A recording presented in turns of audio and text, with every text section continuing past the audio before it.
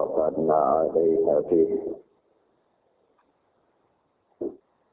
وأخرجنا في خير أمته فنسأله التوفيق لما يحب ويرضى والحفظ مما يكره ويسخط ونسلم على حبيبنا وسيدنا محمد بن عبد الله وعلى آله وأصحابه ومن سار على نهجه إلى يوم القيامة. أما بعد، إخوان وأخوات أعزني الله وإياكم. Kita lanjutkan pelajaran kita dengan kitab Bulughul Maram.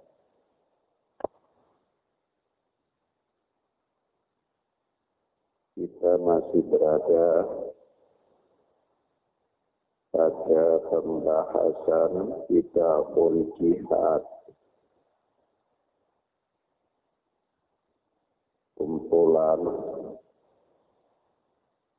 bab-bab yang berbicara tentang hal-hal yang berkaitan dengan al-jihad.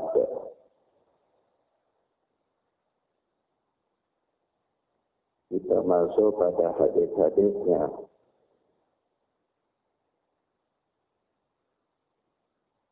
Yaitu hadis yang ke-1299.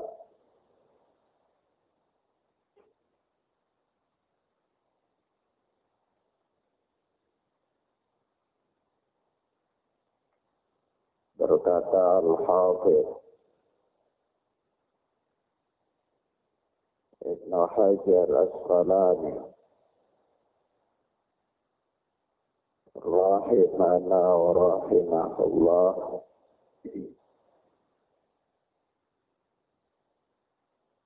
an Abi Hurairah radhiyallahu anhu qala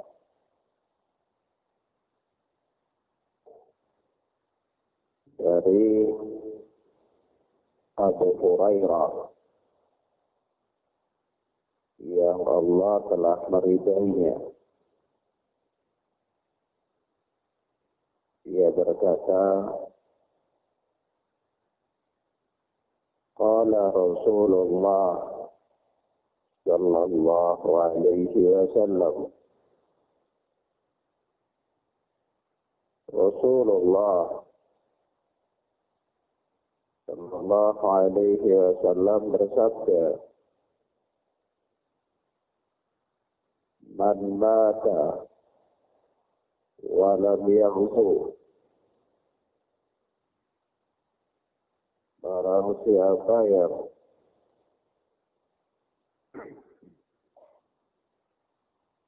mati, yakni wafat, walam yaghzu, sementara dia belum sempat berperang, walam yuhaddits nafsahu bihi, atau dia juga belum berniat untuk berperang, maka ala syu'batin min nifaqin, maka dia mati di atas salah satu cabang kemunafikan,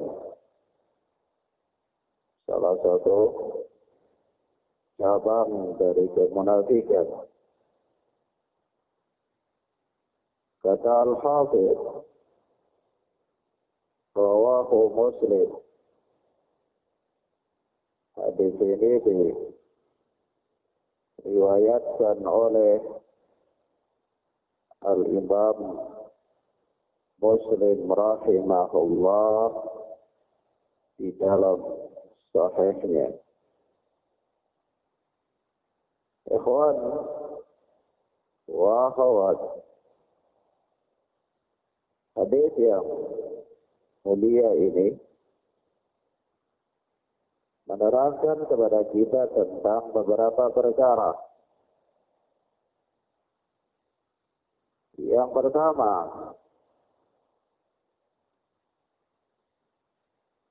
hadis ini menunjukkan kepada kita tentang kewajiban berjihad bagi yang mampu.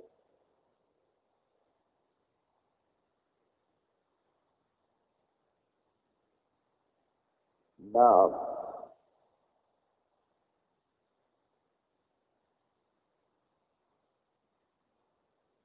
yang kedua, orang yang meninggalkan jihad dalam keadaan dia mampu,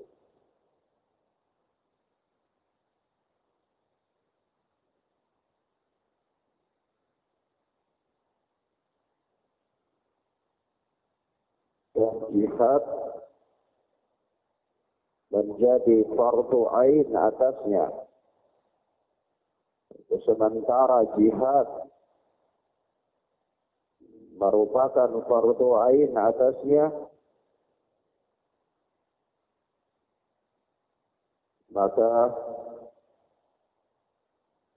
sikapnya ini merupakan salah satu sifat kemunafikan, merupakan salah satu sifat kemunafikan, yakni sifatnya orang-orang munafik.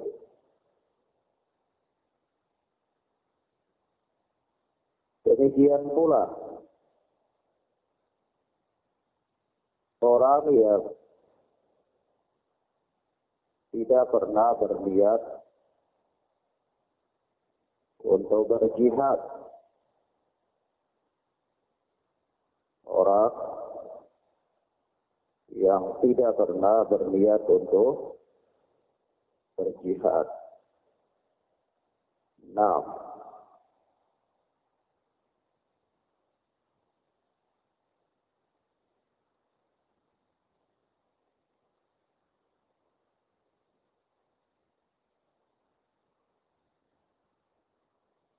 orang yang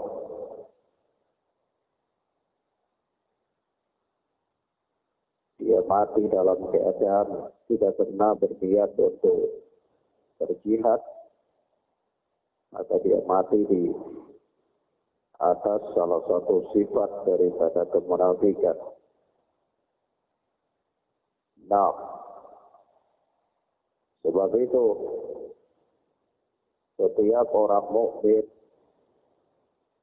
dia wajib meniatkan dalam dirinya untuk berjihad dapat tatkala jihad itu dibutuhkan dan dia dalam keadaan sanggup untuknya.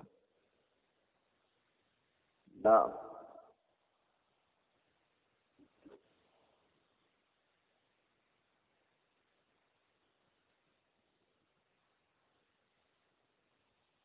Selanjutnya berkata Al-Hafidh Ibnu Hajar Asqalani rahimana wa rahimahullah wa an Anas radhiyallahu anhu anna an-nabiy sallallahu alaihi wasallam qala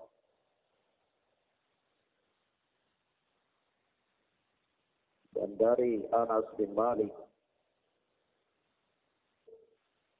yang Allah telah meridainya, dia berkata bahwa Nabi sallallahu alaihi wasallam bersabda, "Jahidul musyrikina bi amwalikum wa anfusikum wa alsinatikum." Berjihadlah atau jihadilah orang-orang musyrik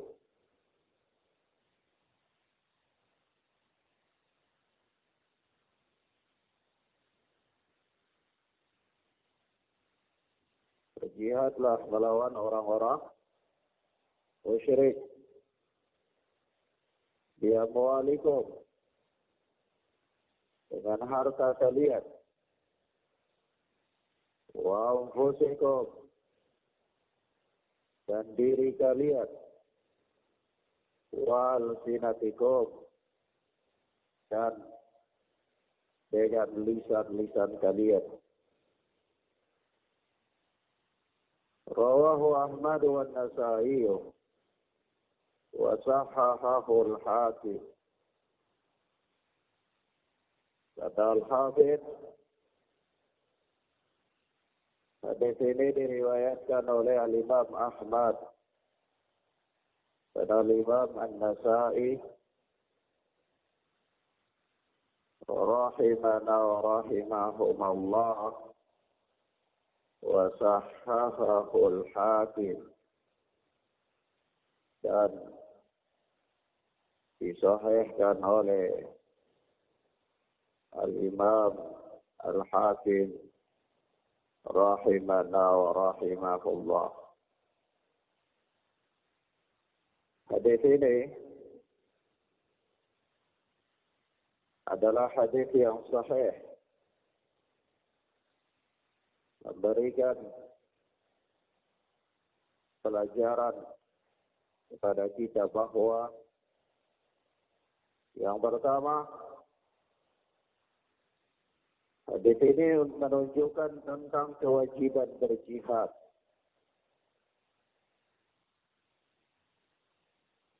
Nanti kalau dirinci kewajiban kifayah atau kewajiban ain itu telah dijelaskan pada muqaddimah. Tapi yang jelas hadis ini menunjukkan kepada kita tentang kewajiban berjihad. Dan jihad itu dapat terjadi dengan harta, diri, dan lisan. Yakni dengan harta berupa diinfakkan di jalan Allah untuk menanggung pembiayaan dalam rangka berjihad. Apakah membeli peralatan perang atau perbekalan makanan dan seterusnya. Adapun dengan diri, maka terjun langsung di medan perang. Adapun dengan lisan, maka ini dapat dilakukan dengan dakwah kepada Allah atau melakukan bantahan-bantahan secara publik kepada orang-orang kafir, dan juga dapat dilakukan dengan memotivasi dan menerangkan hukum-hukum jihad kepada kaum muslimin agar mereka memahami perkara yang agung ini. Nah, dan sebagaimana Allah Tabaraka wa Ta'ala telah mengatakan hal ini dalam ayatnya yang mulia. Allah Subhanahu wa Ta'ala berfirman, Ya ayyuhalladzina amanu hal adullukum ala tijaratin tunjikum min azabin alim tu'minuna billahi wa rasulih wa tujahiduna fi sabilillah bi amwalikum wa anfusikum dzalikum khairun lakum in kuntum ta'lamun. Hai orang-orang yang beriman, hal adullukum ala tijaratin tunjikum min adabin alim. Maukah kalian aku tunjukkan kepada kalian tentang perdagangan, perniagaan yang menyelamatkan kalian dari azab Allah yang pedih. Yaitu tu'minuna billahi wa rasulihi. Kalian beriman kepada Allah dan Rasulnya Muhammad sallallahu alaihi wasallam. Wa tujahiduna fi sabilillahi bi amwalikum wa anfusikum. Dan kalian berjihad di jalan Allah dengan harta dan diri kalian. Dzalikum khairul lakum. Yang demikian itu adalah baik bagi kalian. In kuntum ta'lamun, jika kalian mengetahui. Nah, dan begitu Rasulullah sallallahu alaihi wasallam juga mengatakan dalam hadis yang lain di dalam Sahihain dari sahabat yang mulia Anas bin Malik radhiyallahu taala anhu,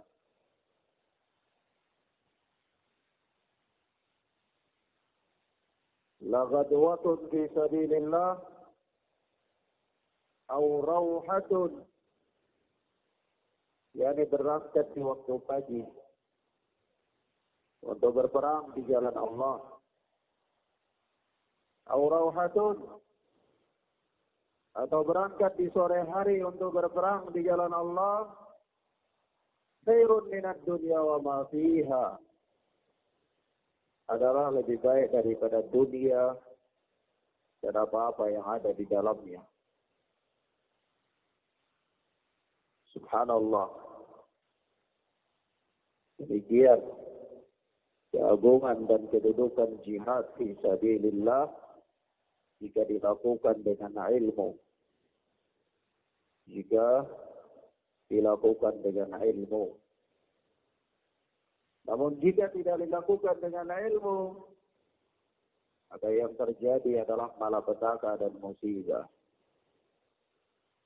Dan terhitung sebagai kerusakan dalam agama. Kerusakan dalam agama. Nah, dan terkait dengan hadis Anas bin Malik ini ada satu catatan bahwa hadis ini sekali lagi ikhwan, yaitu ghadwatun fi sabilillah, berangkat berpagi-pagi di jalan Allah, aw rawhatun, atau di sore hari, khairun minad dunya wa ma fiha, lebih baik daripada dunia dan seisinya. Hadis ini diletakkan oleh para ulama dan para fuqaha ahlul hadis maupun para ahli fikih di bawah bab jihad fisabilillah, bukan di bawah bab khuruj fisabilillah. Sebagian orang-orang dulu, mereka mempunyai penyimpangan dan penyelewengan di dalam akidah dan amal, sehingga mereka meletakkan hadis ini di bab khuruj. Jadi berangkat berdakwah di pagi hari atau berangkat mengajak orang di sore hari itu lebih baik daripada dunia dan seisinya. Batil. Tidak ada seorang fuqaha pun dan ahli hadis yang meletakkan hadis ini di bawah bab tersebut. Tidak ada. Di bawah bab dakwah ila Allah tidak ada. Tidak ada. Kemudian ditambah lagi, untuk menguatkan penyimpangannya itu ditambah lagi, bahwa debu-debu yang menempel di kaki orang-orang yang khuruj fisabilillah itu sebagai amal-amal untuk mereka, sehingga malaikat pun bingung dan tidak mampu menghitung amal-amal mereka. Abtalul batilin, sebatil-batilnya kebatilan. Sebatil-batilnya kebatilan. Nah, hendaklah mereka takut kepada Allah Tabaraka wa Ta'ala dalam menyebarkan penyimpangan mereka dan kebohongan mereka tentang agama Allah Tabaraka wa Ta'ala. Allah Subhanahu wa Ta'ala berfirman, la taqfu ma laysa laka bihi ilmun. Inna sam'a wal basara wal fuad kullu ulaika kana anhu mas'ula. Janganlah kalian melakukan apa-apa yang kalian tidak tahu. Janganlah kalian melakukan apa-apa yang kalian tidak punya dasar ilmu tentangnya. Karena sesungguhnya pendengaran, penglihatan, dan hati kalian semuanya akan ditanya oleh Allah Subhanahu wa Ta'ala. La taftaru ala Allahil kadhib. Janganlah kalian mengada-ngadakan kedustaan atas nama Allah. Janganlah kalian mengada-ngadakan kedustaan atas nama Allah Tabaraka wa Ta'ala di alsinatikum, dengan lisan-lisan kalian.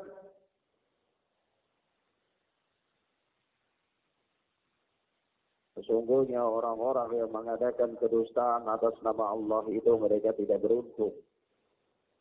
Mereka tidak beruntung. Nah, dan insya Allah di sini ada terkait dengan hadis Yahidul musyrikin bi amwalikum wa anfusikum wa alsinatikum. Ada suatu catatan di mana orang-orang kafir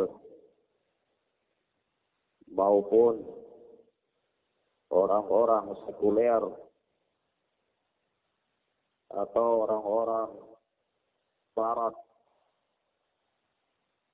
yang tidak henti-hentinya menyebarkan syubhat dan kerancuan seputar syariat jihad fi sabilillah. Mereka berpendapat bahwa Islam adalah agama yang dibangun di atas kekerasan. Islam adalah agama yang dibangun di atas kekerasan dan dibangun di atas pedang, serta memaksa orang lain untuk mengikutinya. Hal ini adalah merupakan syubhat. merupakan tasykik,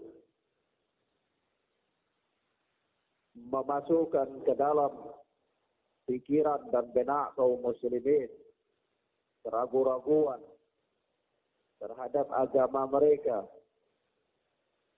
dan merupakan suatu bentuk perang pemikiran yang dilancarkan oleh Barat untuk menjauhkan umat Islam dari agamanya dan membuat umat Islam alergi dengan agama mereka. Hal ini bisa terjadi karena dua faktor. Faktor yang pertama, kebodohan. Kalau kebodohan, maka ini ringan. Diajarkan saja. Diberitahu. Diluruskan. Atau bisa jadi karena sebab yang kedua, yaitu karena dia menginginkan kehancuran Islam. Dia memusuhi Islam, mendiskreditkan Islam, kebenciannya terhadap Islam. Kalau sebab yang kedua ini, maka kita katakan wa makaru wa makarallah wallahu khairul makirin. Mereka membuat makar dan Allah pun membalas makar mereka. Dan makar Allah adalah sebaik-baik makar. Maka kita katakan kepada mereka bahwa agama Islam adalah agama yang dibangun di atas dakwah dan kebijaksanaan, yaitu hikmah serta nasihat yang baik. Itulah agama Islam. Agama Islam dibangun di atas dakwah, di atas kebijaksanaan, dan di atas nasihat. Itulah agama Islam. Sebagaimana 13 tahun lamanya Rasulullah sallallahu alaihi wasallam diintimidasi oleh kaum musyrikin, tapi beliau tetap mendakwahi mereka dengan bijak. Itulah Islam. Sampai mereka keterlaluan, melampaui batas dalam kedolimannya, barulah Allah subhanahu wa ta'ala menurunkan syariat untuk berjihad. Jadi jihadnya Rasulullah dilakukan dalam rangka untuk menahan dan menghentikan kedoliman dan intimidasi yang dilakukan oleh orang-orang musyrik. Jadi agama ini tidak datang semata-mata dengan pedang dan pemaksaan, tidak. Bahkan Allah subhanahu wa ta'ala mengatakan dalam ayatnya, la ikraha fid-din, tidak ada paksaan dalam agama. Tidak ada paksaan dalam agama. Begitu juga Rasulullah mengatakan ad-dinun nasihah. Agama ini adalah nasihat. Dan seterusnya. Nah, maka ya ikhwan, kalaulah kita memperhatikan Al-Quran dan Sunnah, kita dapati bahwa agama Islam ini dibangun di atas kebijaksanaan, dakwah, kebijaksanaan dan nasihat. Di antaranya Allah sebutkan dalam banyak ayat dalam Al-Quran dan di dalam hadis-hadis Rasulullah sallallahu alaihi wasallam. Taruhlah kalau kita cermati syariat tentang jihad, maka ketika Rasulullah memerintahkan atau mengutus pasukan-pasukan perang, itu beliau selalu memberikan nasihat kepada para komandan, para panglima. Dan kita cermati nasihat-nasihat beliau, ternyata di sana ada dakwah dan kebijaksanaan.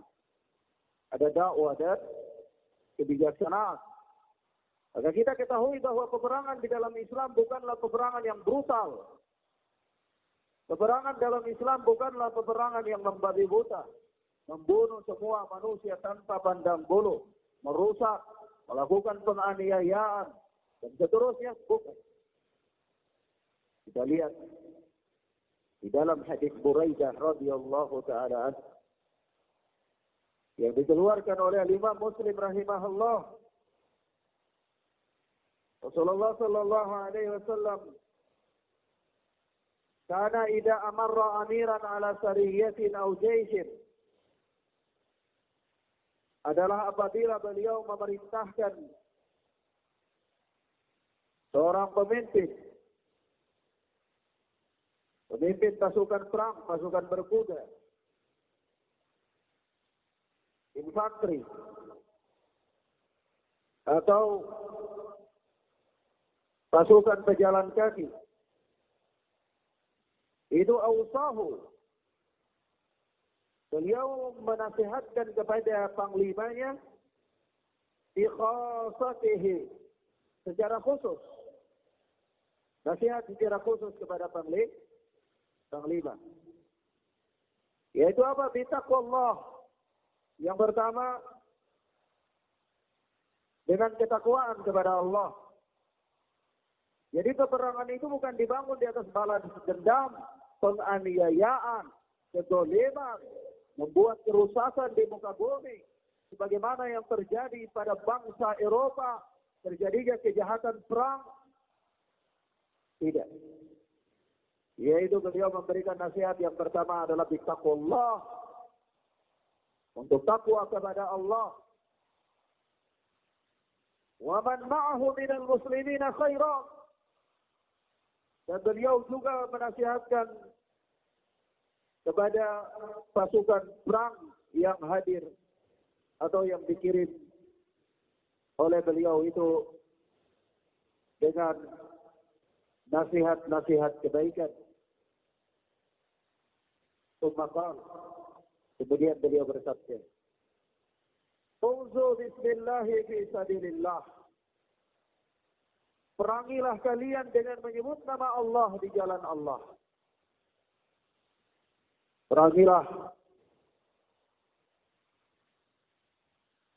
dengan menyebut nama Allah di jalan Allah. Qatilu man kafara billah. Perangilah orang yang kafir kepada Allah. Perangilah orang yang kafir kepada Allah. Kafir itu jangan alergi dengan kata-kata kafir. Karena orang-orang kafir dulu itu juga disebutkan kafir, mereka terima. Paham? Kenapa? Karena kafir itu adalah secara istilah orang yang tertutup hatinya dari menerima Islam. Jadi sudah dia akui, ya memang dia tidak mau menerima Islam. Ya. Jadi kalau dikatakan dia kafir, dia kafir. Dia bangga mana dengan kekafirannya. Artinya, karena memang dia orang yang tidak mau menerima Islam. Lalu muncul di belakangan manusia-manusia karbitan yang datang dengan berbagai macam propaganda dan seterusnya.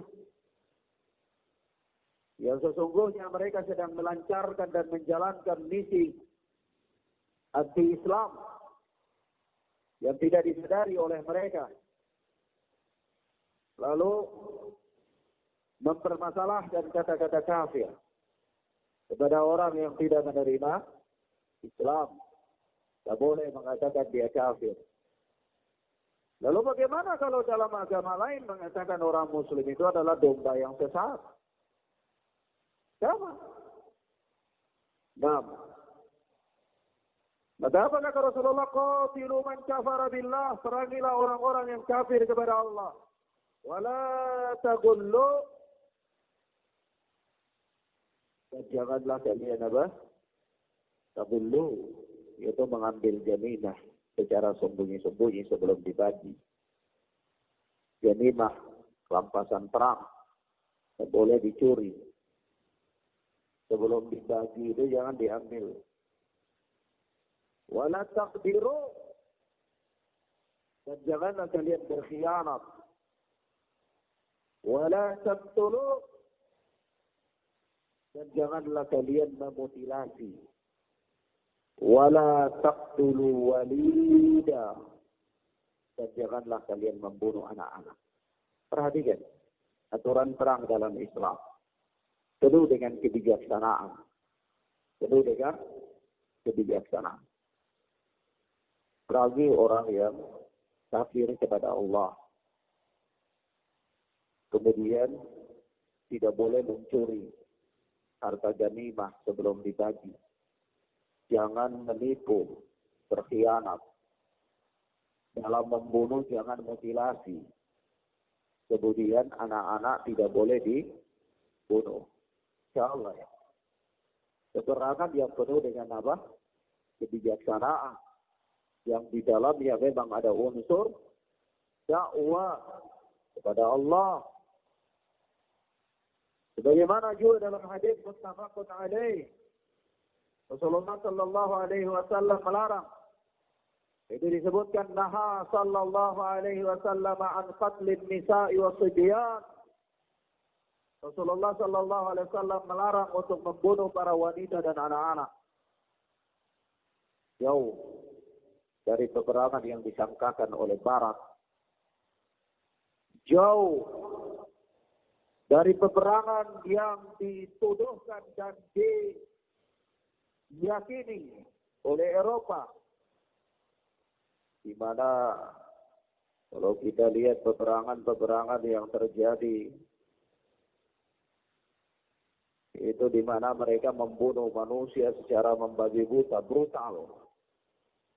Anak kecil, orang tua, para wanita malah diperkosa dan seterusnya. Inilah peperangan versi Eropa. Peperangan versi Barat. Tapi Islam tidak.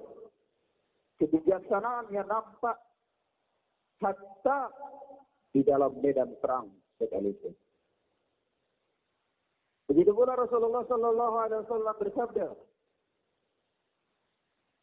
"Ukhruju bismillah tuqatiluna fi sabilillah man kafara billah."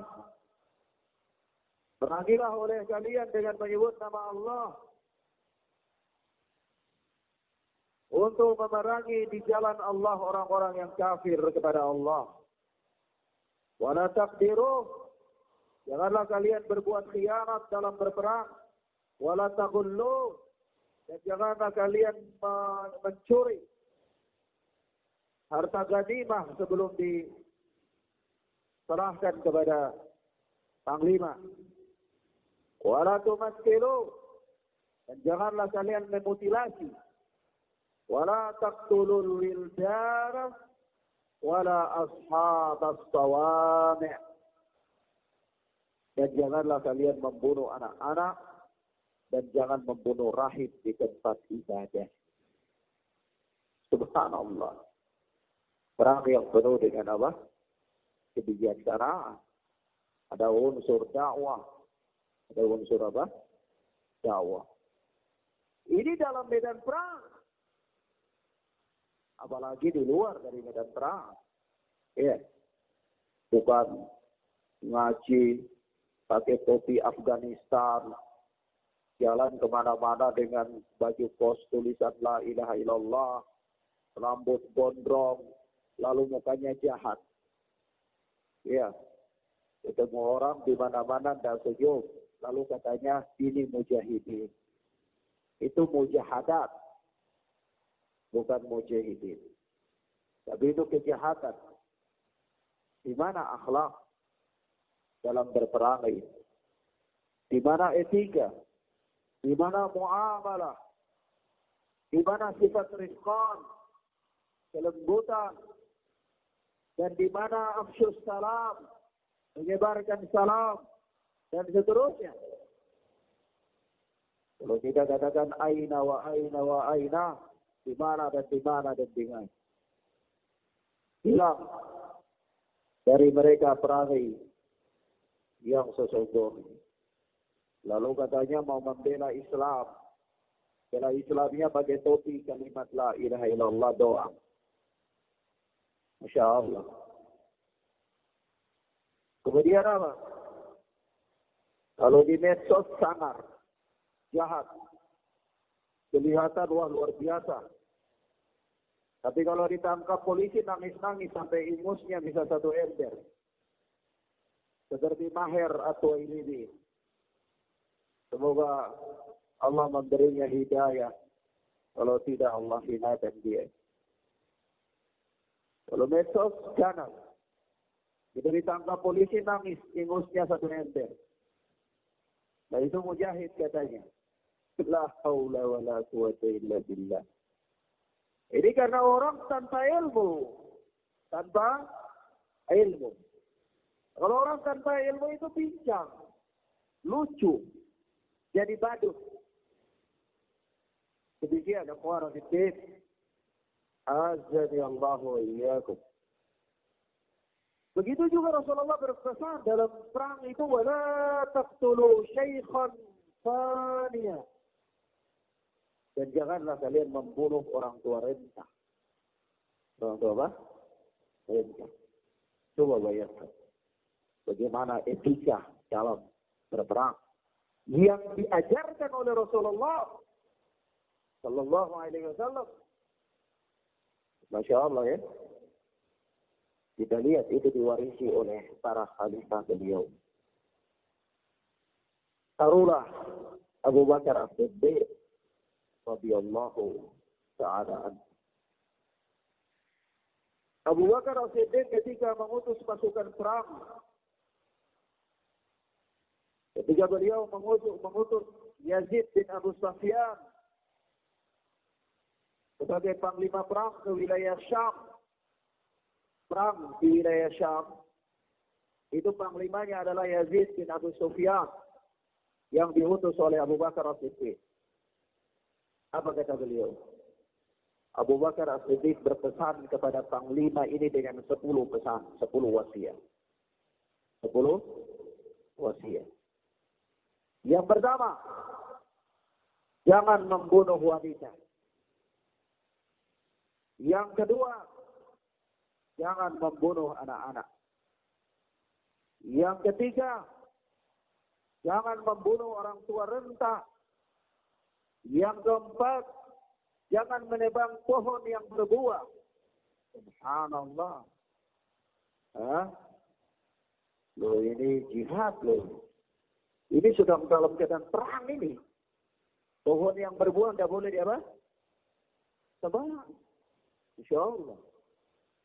Hikmah agama Islam ini. Jadi tidak seperti yang digambarkan oleh Eropa. Tidak yang seperti digambarkan oleh Barat.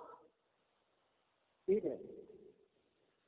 Lalu mereka menyematkan kepada tindak orang-orang yang melakukan tindakan-tindakan anarkis dengan nama mujahidin.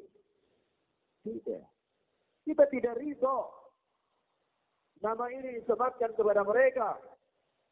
Tidak pantas dan tidak layak. Orang-orang yang ekstrim dalam beragama melakukan tindakan-tindakan kriminal, tindakan kejahatan, menyandang atau menipu nama mujahid, tidak ridho. Ma'ardah. Anda tidak ridho dengan nama ini kepada mereka. Karena mujahid adalah nama yang agung. Nama yang agung yang mempunyai keutamaan yang besar di sisi Allah. Berapa banyak ayat Al-Quran berbicara tentang keutamaan para mujahidin. Berapa banyak Rasulullah Sallallahu Alaihi Wasallam berbicara tentang keutamaan mereka. Lalu dirusak oleh anak-anak yang brutal ini. Menampilkan wajah-wajah para mujahidin dengan tampilan gondrong. Pakai topi Afghanistan. Celana loreng kemana-mana. Kenapa tidak masuk tentara saja? Ya. Batil. Kebatilan gaya dan tingkah laku mereka ini. Nanti kalau sudah bertabrakan dengan aparat keamanan, lari. Lari ke sana, lari ke sini. Sembunyi ke sana, sembunyi ke sini. Membuat istri-istri mereka diangkat, dibawa-bawa oleh polisi. Anak-anak perempuan mereka dibawa ke sana dan kemari. Lalu di mana penjagaanmu terhadap keluargamu? Subhanallah. Inilah orang yang beramal tanpa ilmu. Beramal tanpa ilmu itu contohnya seperti Ferem Rambo. Gaya-gaya seperti Ferem Rambo. Dia kira dia ini berada di dalam layar kaca. Padahal dia berada dalam dunia nyata. Maka ikhwan, kemudian pesan yang kelima dari Abu Bakar As-Siddiq kepada panglima perang beliau, Yazid bin Abi Sufyan, jangan merobohkan bangunan. Jangan merobohkan bangunan. Yang keenam, jangan membunuh kambing. Ya Allah ya. Kambing tidak boleh dibunuh kalau perang. Ya. Yang ketujuh, jangan membunuh unta kecuali untuk dimakan. Tapi kalau di sini tidak ada unta ya, apalagi di Teliana tidak ada unta. Ya. Jadi kalau pasukan perang diutus ke Teliana, tidak usah pesan ini karena tidak ada unta. Jadi barangkali kambing misalnya ada di sana, ya jangan bunuh kambing. Ya. Kemudian apa? Yang kedelapan, jangan menebang pohon kurma dan jangan membakarnya. Ini kata tebang apa? Kurma. Itu juga termasuk di antara bahan makanan pokok ya. Jadi makanan-makanan, lumbung-lumbung makanan itu tidak boleh dirusak. Karena manusia butuh dengan makanan. Apalagi kalau peperangan berjalan lama. Ya. Nah. Kemudian yang keberapa itu? Kesembilan, jangan mengambil ganimah sebelum dibagi. Dan yang ke-10, jangan menjadi pengecut. Jadi pengecut lari dari medan jihad. Kalau belum perang, dia kemana-mana itu pakai rompi perang. Kalau begitu perang, lari dari medan perang. Pengecut, tak boleh. Masya Allah ya. Wasiatnya Abu Bakar As-Siddiq ini disebutkan, diriwayatkan oleh Imam Malik rahimahullah dalam Al-Muwatta. Diriwayatkan oleh Imam Malik rahimahullah di dalam Al-Muwatta. Nah, pada di sini ya kawan, di sini kita sampaikan kepada mereka peraturan-peraturan yang berkaitan dengan jihad sebagai bantahan kepada barat dan orang-orang yang menyimpan kebencian dan kebencian terhadap Islam. Lalu mereka mengambil contoh-contoh yang dilakukan oleh oknum-oknum yang tidak bertanggung jawab mengatasnamakan jihad. Lalu itulah yang diambil contoh dan disematkan kepada Islam untuk mendiskreditkan Islam. Jika kita katakan bukan, itu bukan. Islam bukan demikian ajarannya dalam berjihad. Dalam berjihad. Nah, kemudian faedah yang berikut dari hadis yang mulia ini bahwa kedudukan jihad dengan lisan tidak kalah pentingnya. Terutama dalam kondisi damai. Dalam kondisi damai, yaitu kondisi yang aman, tidak ada peperangan. Maka di sini jihad dengan lisan sangat penting, yaitu dakwah, menyampaikan kebenaran, menyampaikan yang hak. Maka karena saking pentingnya dakwah dengan jihad dengan lisan ini, sehingga para pendakwah itu terhitung sebagai para mujahidin fi sabilillah. Terhitung sebagai apa? Para mujahidin fi sabilillah. Dan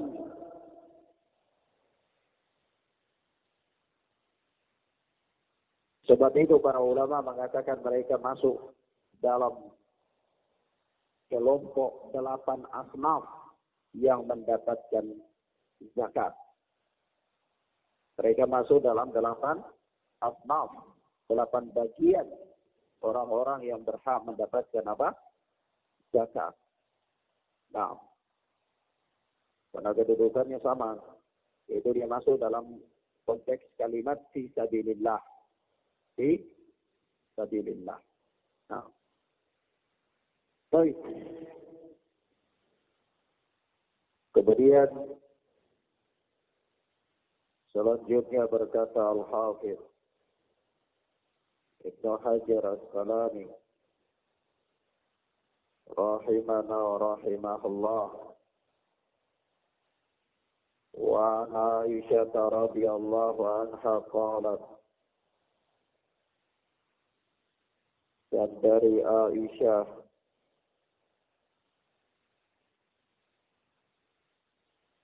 yang Allah telah meridainya,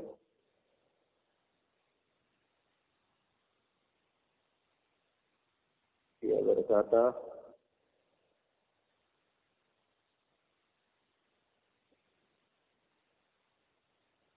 qultu ya Rasulullah, ala nisa'i jihadun. Aku bertanya, wahai Rasulullah, apakah ada kewajiban jihad bagi kaum wanita? Apakah ada kewajiban jihad bagi kaum wanita?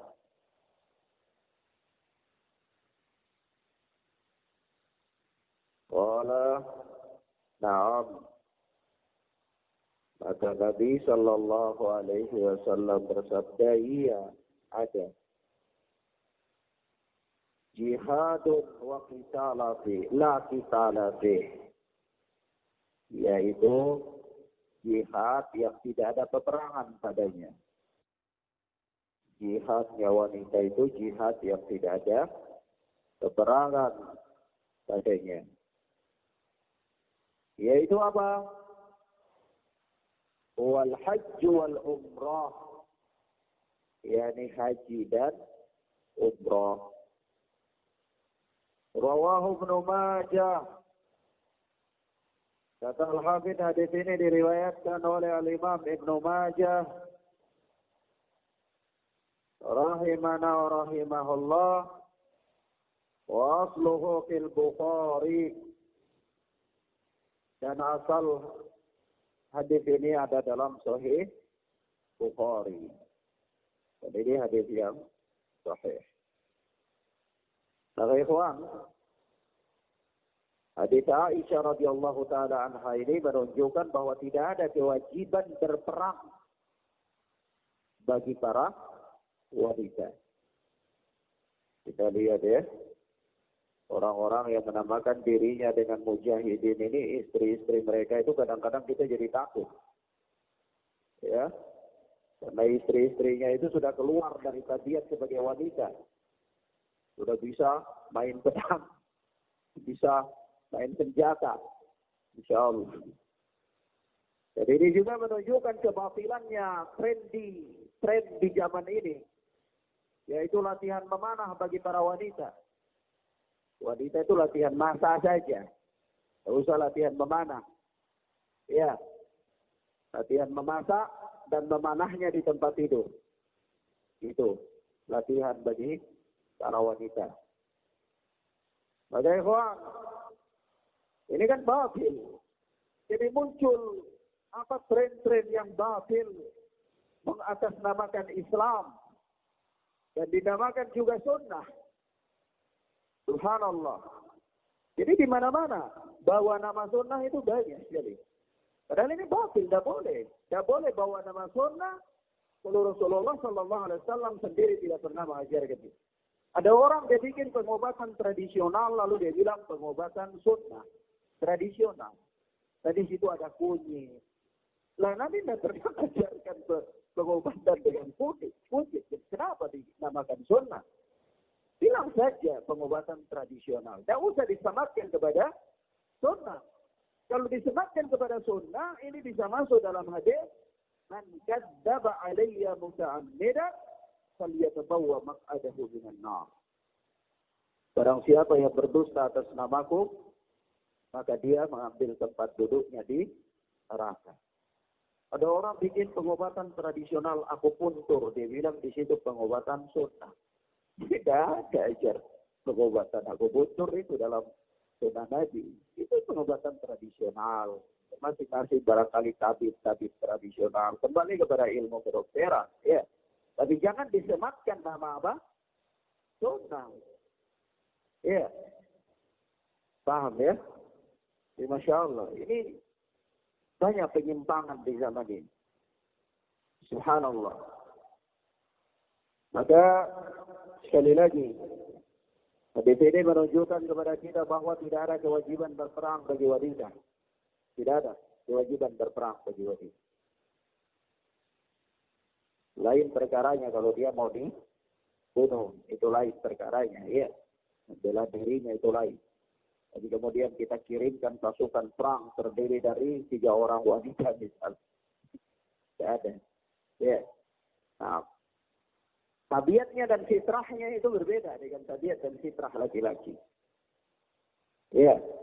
Wanita dari sisi akal dia lemah, dari sisi fisik juga dia lemah. Dan Masya Allah ya, tidak aneh kalau wanita dia kemudian istri antum itu dia jago main pedang, berotot, ribut. Iya, fisiknya berubah, keluar dari fitrahnya, baik secara fisik maupun secara mental. Maka Islam tidak mensyariatkan kaum wanita untuk ikut ini.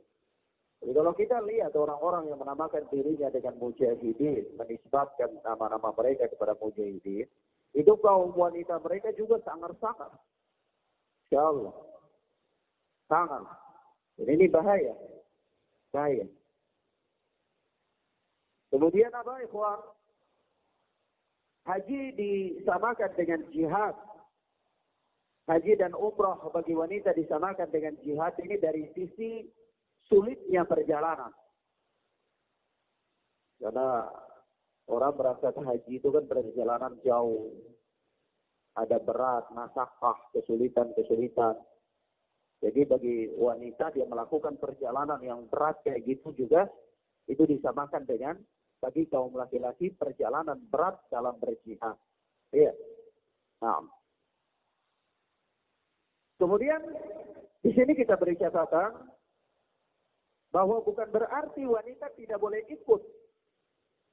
Tidak boleh ikut bersama dengan kaum lelaki, yakni tentu mahram-mahram mereka di dalam medan perang untuk merawat orang-orang yang sakit. Bukan berarti tidak boleh. Boleh. Boleh mereka melakukan hal itu. Sebagaimana Ummu Atiyah meriwayatkan bahwa dia selalu ikut bersama Nabi Shallallahu Alaihi Wasallam dalam 7 pertempuran. Ummu Atiyah ini ikut bersama Nabi Shallallahu Alaihi Wasallam dalam 7 pertempuran di mahramnya Rasulullah Shallallahu Alaihi Wasallam. Ummu Atiyah.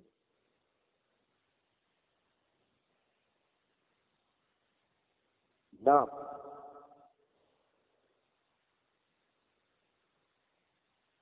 itu untuk apa? Untuk mengobati orang yang sakit, untuk buat makanan, ya, dan seterusnya. Dari kebutuhan-kebutuhan yang bisa lakukan oleh kaum wanita. Jadi boleh, hal itu boleh. Tapi kalau misalnya terjun langsung dalam kancah peperangan, tidak ada kewajiban bagi wanita. Nah, kalau sebatas dia menyiapkan perbekalan, dia menyiapkan makanan, merawat orang-orang sakit, maka itu biasa saja. Ada dalam banyak riwayat bahwa wanita-wanita muslimah terlibat dalam hal-hal seperti ini di kancah peperangan. Ya. Nah, wallahu a'lam bis shawab. Demikian ikhwan fillah, azan ya Allah wa iyyakum. Ini yang bisa kita sampaikan pada kesempatan yang mubarakah ini. Mudah-mudahan bermanfaat bagi kita insyaallah. Kita lanjutkan dengan pelajaran Bulughul Maram pada pertemuan berikutnya biiznillah ta'ala.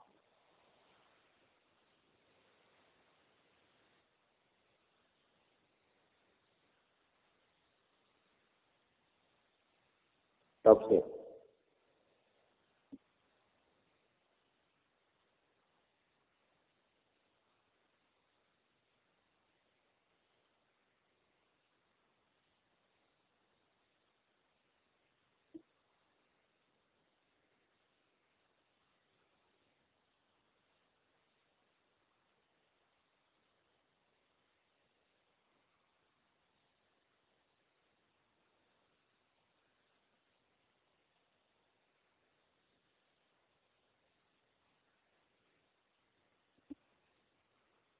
Surat Al-Imran ayat 72 ya.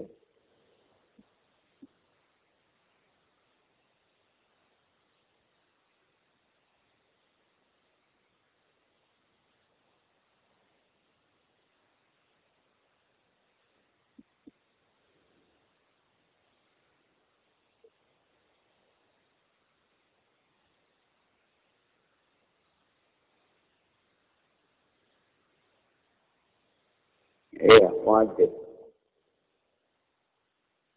Al-Imran ayat 72. Iqra ya akhana Zubair.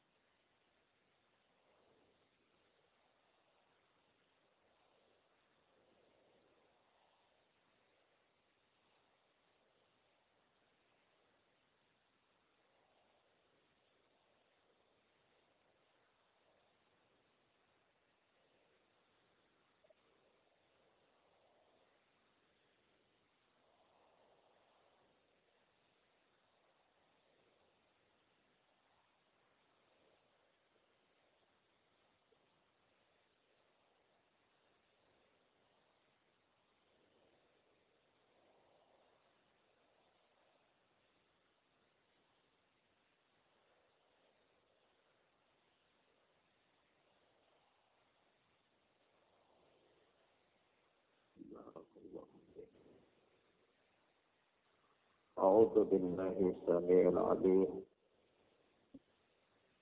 minasyaitonir rajim min hamzihi wa nafthihi wa nafthihi.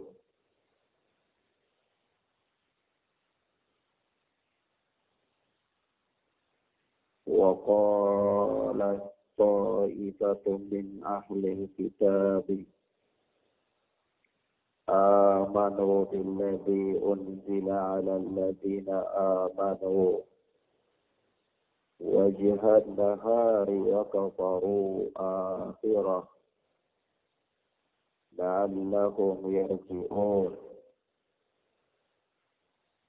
ولا تؤمنوا إلا لمن تبع دينكم قل إن الهدى هدى الله أن يؤتى أحد مثل ما أوتيتم أو يحاجوكم عند ربكم قل إن الفضل بيد الله يؤتيه من يشاء والله واسع عليم يختص برحمته من يشاء Wallahu dzul fadlil azim.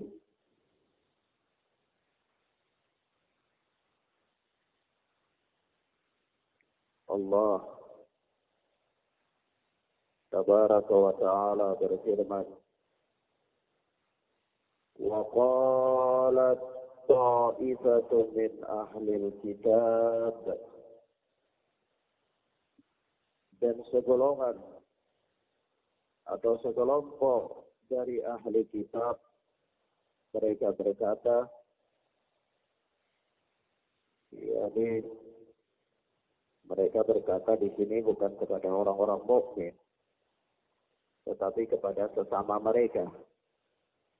Sebahagian mereka berkata kepada sebahagian mereka. Apa yang dikatakan? Aminu billadhi unzila ala alladhina amanu wajhan nahar waqfuru akhirahu la'allahum yarji'un. Berimanlah kalian kepada apa yang diturunkan kepada orang-orang beriman pada awal siang, dan kafirlah kalian di akhirnya. La'allahum yarji'un, agar supaya mereka kembali kepada kekafiran. Itu orang-orang yang beriman itu kembali ikut kalian kepada kekafiran. Jadi Masya Allah ya. Ini adalah salah satu strategi orang-orang ahlul kitab, orang-orang kafir, di mana mereka cara untuk menipu orang-orang yang beriman, itu mereka diperintahkan sesama mereka atau menggunakan strategi beriman di awal. Kemudian di akhirnya mereka kafir. Supaya membuat orang-orang yang beriman itu goyah. Oh, ada apa dia ini? Kafir lagi. Barangkali ini tidak benar. Barangkali ini ada kekeliruan. Sehingga orang-orang yang beriman yang masih lemah keimanannya itu ikut keluar. Menjadi murtad bersama-sama dengan mereka. Nah, itu strategi. Jangan kaget. Kalau ada orang yang masuk Islam kemudian ya kelihatan seperti cendekiawan atau gigih sekali dalam mendakwakan Islam atau dalam membantah orang-orang di luar daripada Islam.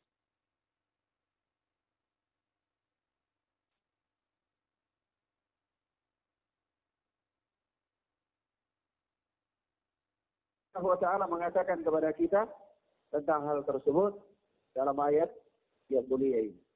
Nah, Masya Allah ya. Begitulah cara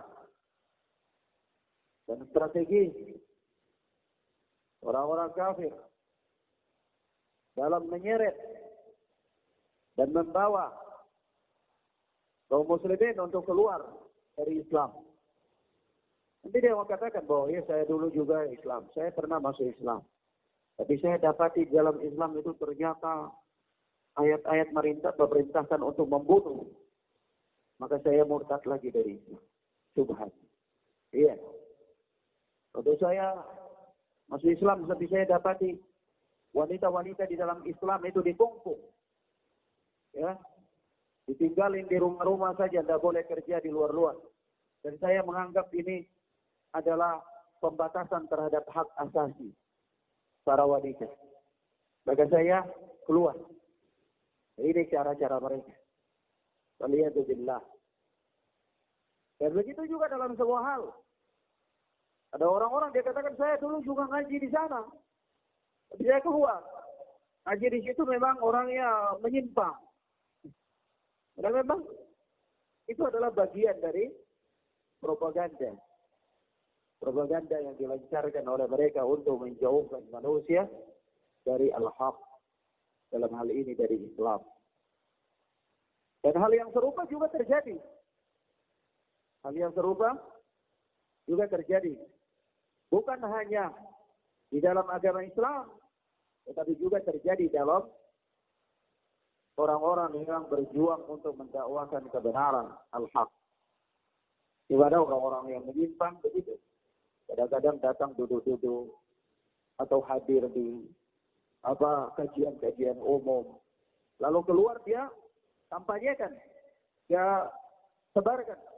Oh, saya pernah duduk di majelis orang ini, saya pernah jadi muridnya, saya pernah begini dan saya pernah begitu. Tapi ternyata itu tidak benar, tidak bagus. Saya tidak mau. Dan terus. Nah, ya. Dan itulah cara mereka, propaganda yang dilakukan oleh mereka. وَلَا تُؤْمِنُوا إِلَّا لِمَنْ تَبِعَ دِينَكُمْ قُلْ إِنَّ الْهُدَى هُدَى اللَّهِ أَن يُؤْتَىٰ أَحَدٌ مِثْلَ مَا أُوتِيتُمْ أَوْ يُحَاجُّوكُمْ عِندَ رَبِّكُمْ قُلْ إِنَّ الْفَضْلَ بِيَدِ اللَّهِ يُؤْتِيهِ مَن يَشَاءُ وَاللَّهُ وَاسِعٌ عَلِيمٌ.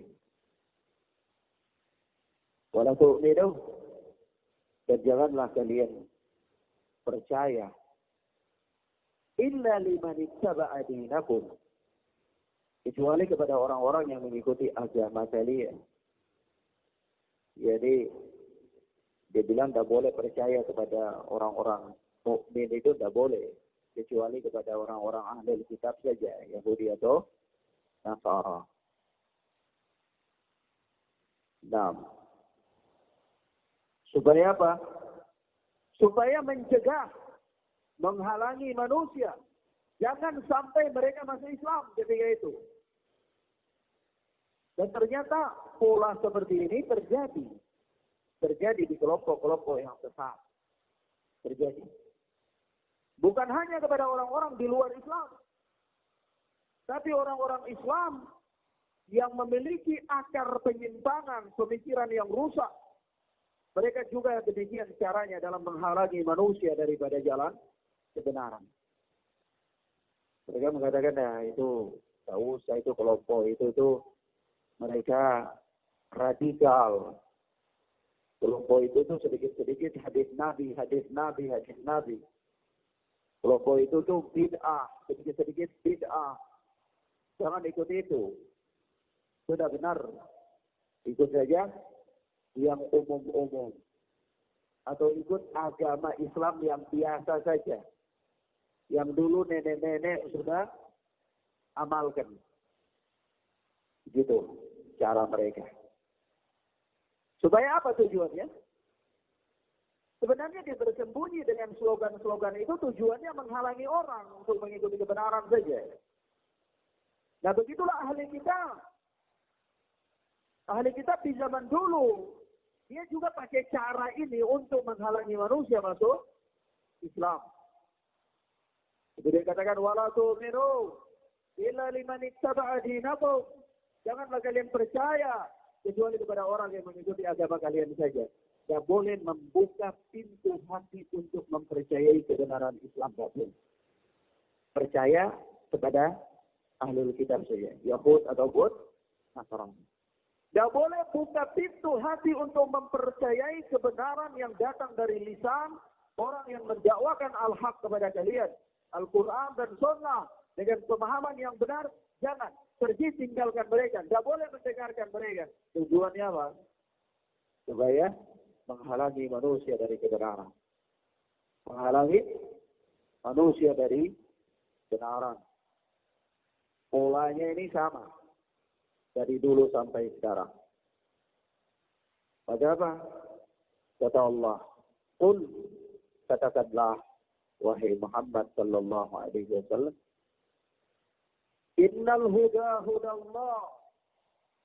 Sesungguhnya petunjuk itu hanyalah petunjuk Allah. Ayyu'ta ahadun mithla ma utitum aw yuhajjukum 'inda rabbikum.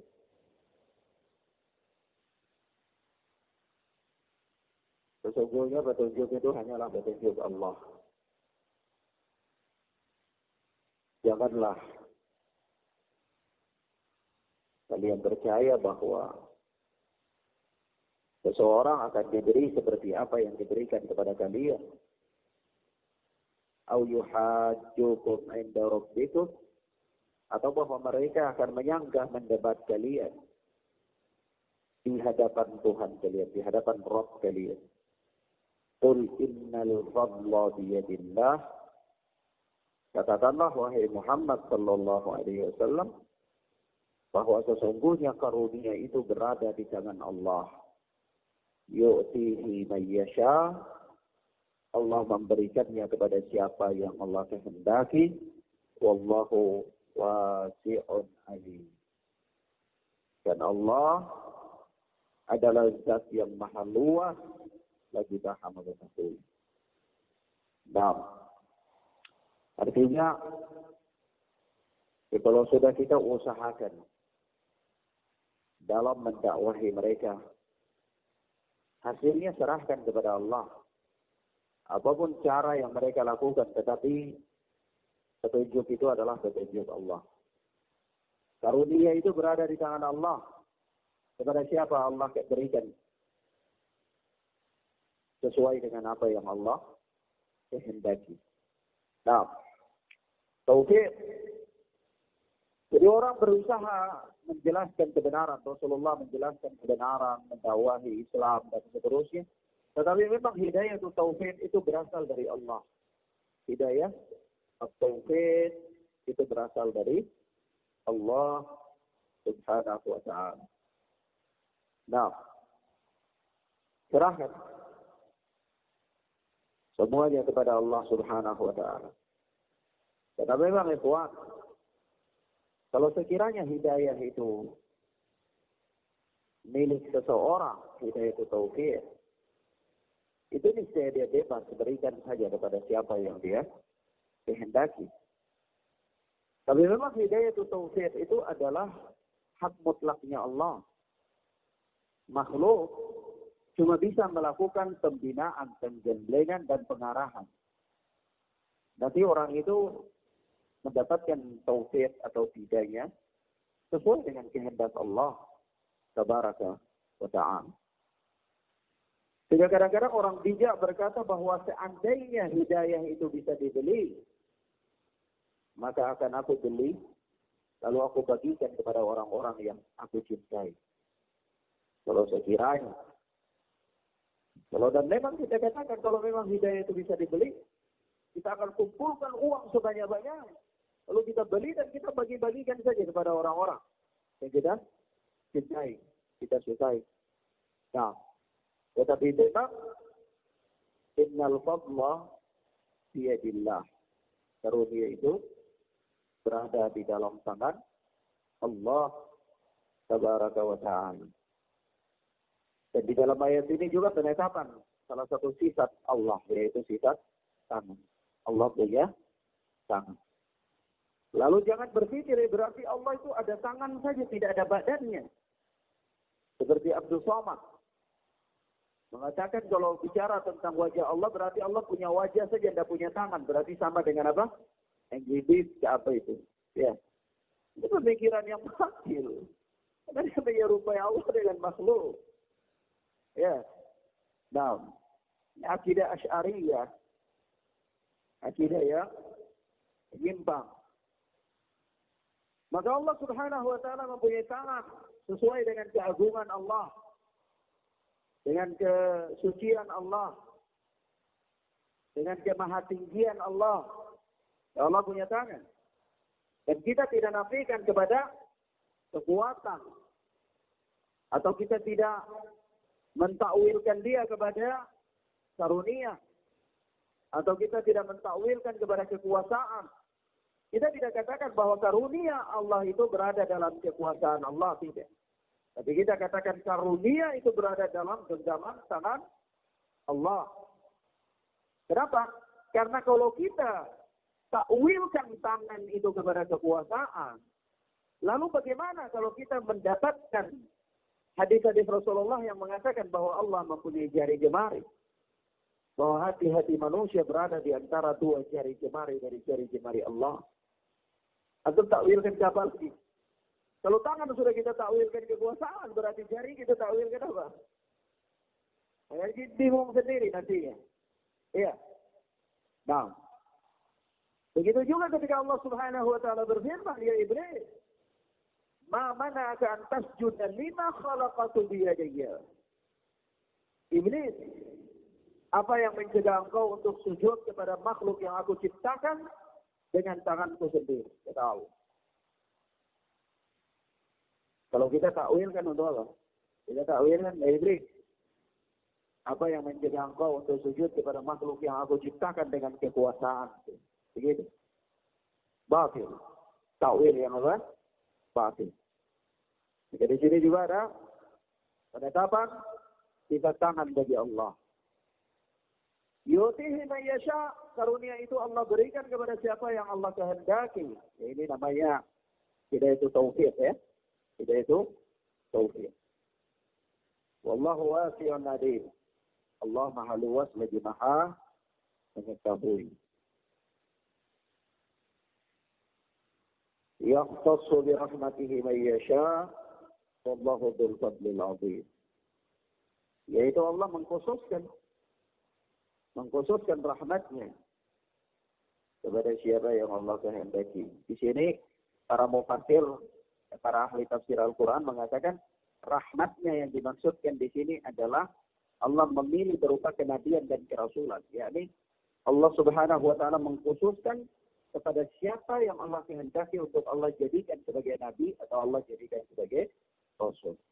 Karena memang ayat ini sedang berbicara tentang ya Nabi Muhammad sallallahu alaihi wasallam dalam mendakwakan orang-orang Yahudi dan orang-orang Ahlul Kitab dan bagaimana strategi Ahlul Kitab untuk membantah atau membuat manusia terhalang dari dakwah Islam.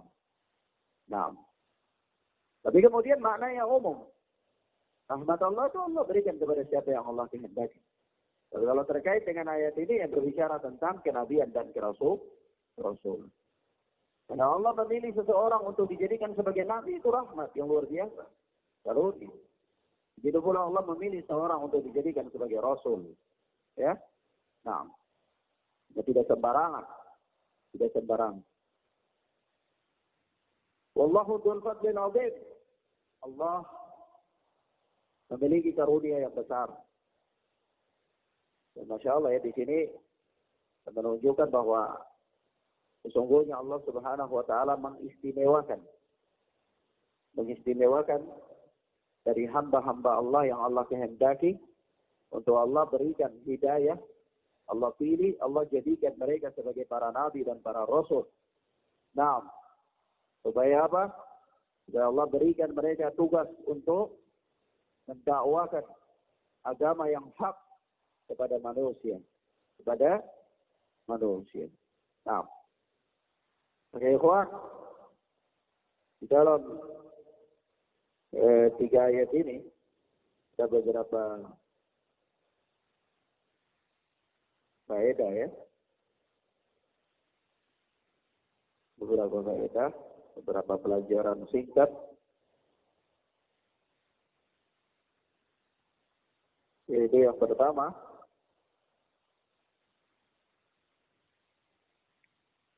ayat-ayat ini menerangkan kepada kita tentang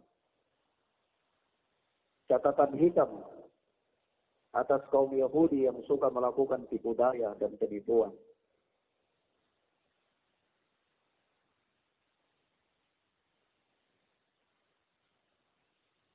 Dan hal itu telah menjadi watak yang selalu menyertai mereka hingga hari kiamat.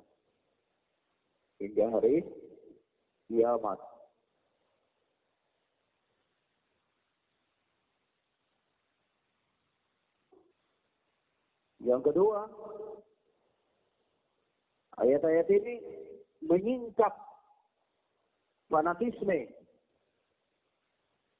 Yahudi atau ahli kitab dan cara-cara mereka dalam mengelabui untuk menyesatkan manusia. Menyingkap fanatisme ahli kitab dan cara-cara mereka dalam mengelabui untuk menyesatkan manusia.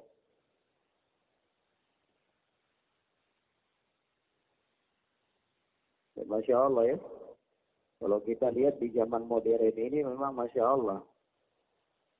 Kita lihat pers barat itu, Eropa, itu sangat berperan penting dalam melancarkan misi ini. Strategi-strategi mereka dalam mengelabui manusia. Untuk apa? Menyesatkan manusia. Kita lihat berita-berita yang dirilis oleh mereka. Oleh Eropa, Amerika, ya. Berita-berita yang menyesatkan. Yang menyesatkan. Insyaallah.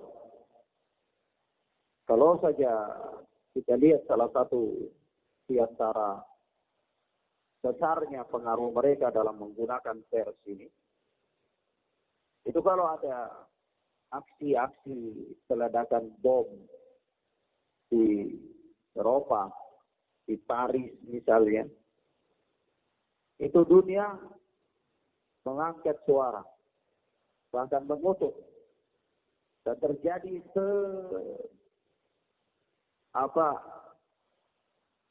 demikian rupa di setting untuk mendiskreditkan Islam. Padahal kadang-kadang belum ditahu juga bahwa yang melakukan pengeboman itu siapa. Belum ditahu juga. Begitu terjadi langsung dirilis berita ini demikian, diarahkan publik. Pikiran publik itu dibuat sedemikian rupa supaya stigma berpikir mereka mengarah kepada kejelekan syariat Islam. Tapi kalau ada diskriminasi yang dilakukan oleh Yahudi maupun Nasara terhadap kaum muslimin, atau pembantaian, bahkan pembantaian di masjid, penembakan, dan seterusnya, sedih media ini. Tidak ada yang memberitakan. Itulah strategi Ahlul Kitab dalam melakukan propaganda. Di dunia modern ini, pers mereka yang sangat berperan, media. Nah, kalau di zaman dulu ini sudah ada, tapi dilakukan secara manual. Di zaman Rasulullah Sallallahu Alaihi Wasallam. Nah, di zaman modern ini dilakukan dengan teknologi. Mereka menguasai media. Lalu dengan media itu dia lancarkan propaganda dan seterusnya. Nah, maka benarlah para ulama ahli hadis mengatakan kepada kita bahwa berita-berita atau media-media kafir itu adalah teman duduk yang jelek. Teman duduk yang jelek. Kita duduk baca koran dari luar, baca berita dari situs-situs yang tidak benar, atau lihat siaran-siaran Eropa dan seterusnya, ini teman duduk yang jelek. Nah, memang tidak lain kecuali mereka gunakan untuk mempropaganda. Lalu membuat sedemikian rupa untuk menyesatkan kaum muslimin. Yang ketiga,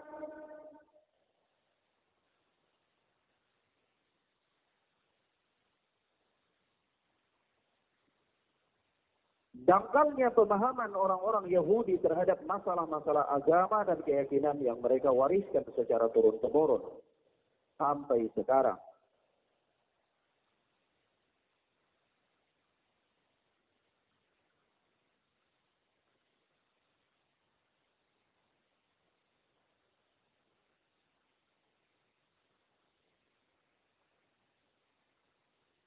Dan ini tergambar ya dalam ayat-ayat yang disebutkan. Naam. Wallahu a'lam bis-shawab. Demikian akhwana fid din. A'azzani Allah wa iyyakum. Insyaallah taala kita lanjutkan pada pertemuan berikutnya. Ila huna naktafi bihadzal dars. Allahumma yassir lana wa la tu'assir alaina. اللهم بارك لنا فيما أعطيت. اللهم إنا نسألك رزقا طيبا وعلما نافعا وعملا متقبلا. اللهم أرنا الحق حقا وارزقنا اتباعه وأرنا الباطل باطلا وارزقنا اجتنابه. اللهم أصلح أحوالنا وأحوال المسلمين في كل مكان. اللهم انصر الإسلام والمسلمين. اللهم انصر الإسلام والمسلمين. وصلى الله على نبينا محمد وعلى آله وأصحابه وسلم. سبحانك اللهم وبحمدك أشهد أن لا إله إلا أنت أستغفرك وأتوب إليك. السلام عليكم ورحمة الله وبركاته.